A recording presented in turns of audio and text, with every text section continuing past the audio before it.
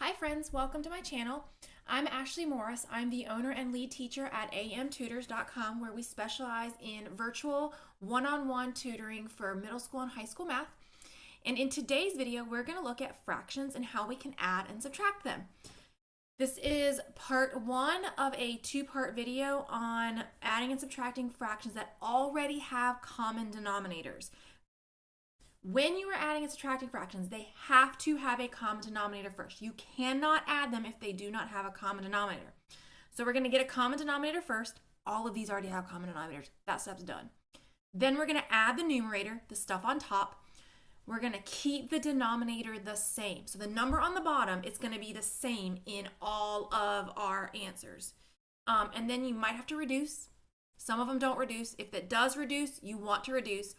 And then most teachers are going to want you to make them into mixed numbers and not leave them improper, at least at first. I know in some of the upper math, they don't really care if it's a mixed number or improper, but at the very beginning of learning this, most teachers want you to turn it into a mixed number. So let's get started. We're going to add or subtract depending on what it says. And again, they already have a common denominator. That is super duper important, okay? Pause and write that down. Must have a common denominator to add or subtract. So for number one, 3/4 plus 3/4. Yay, same denominator. Add the top.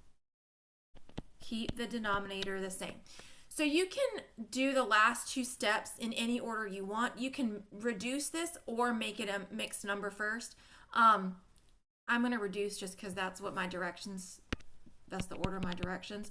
So 6 and 4, I know I can divide both those by 2. That looks reduced. And a lot of teachers would say stop there. But some teachers want you to keep going and make it a mixed number. So we're going to divide. 2 goes into 3 one time with 1 left over. So either of those blue answers are acceptable. It just depends on what your teacher likes. Number 2, denominator is already the same, so we're going to add the top and keep the denominator alone, leave it alone, keep it the same.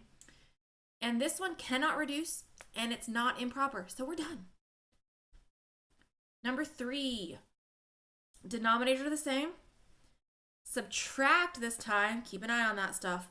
7 minus 3 is 4, and then keep the 10.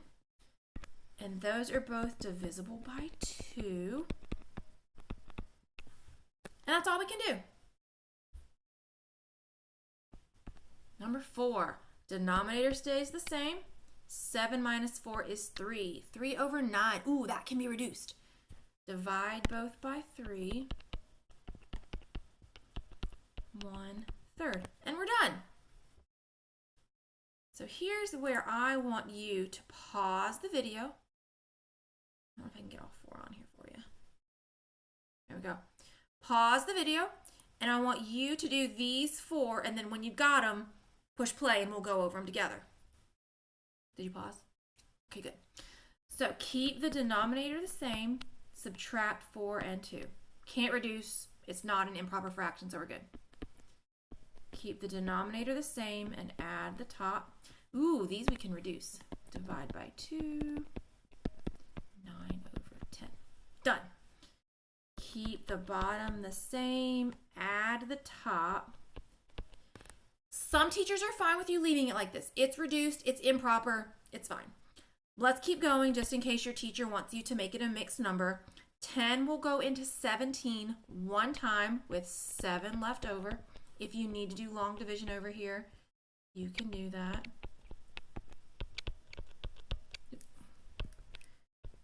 Minus 10, and we get 7 left over. I was thinking 7 left over in my head. So then we have 7 over 10. If you need to do that, go for it. If you can do it in your head and you know you're going to not make silly mistakes, that's okay too. 7 minus 4, because we keep the bottom the same. 7 minus 4 is 3. Then we're going to reduce that. Divide by 3. And we get 1/3. How'd you do?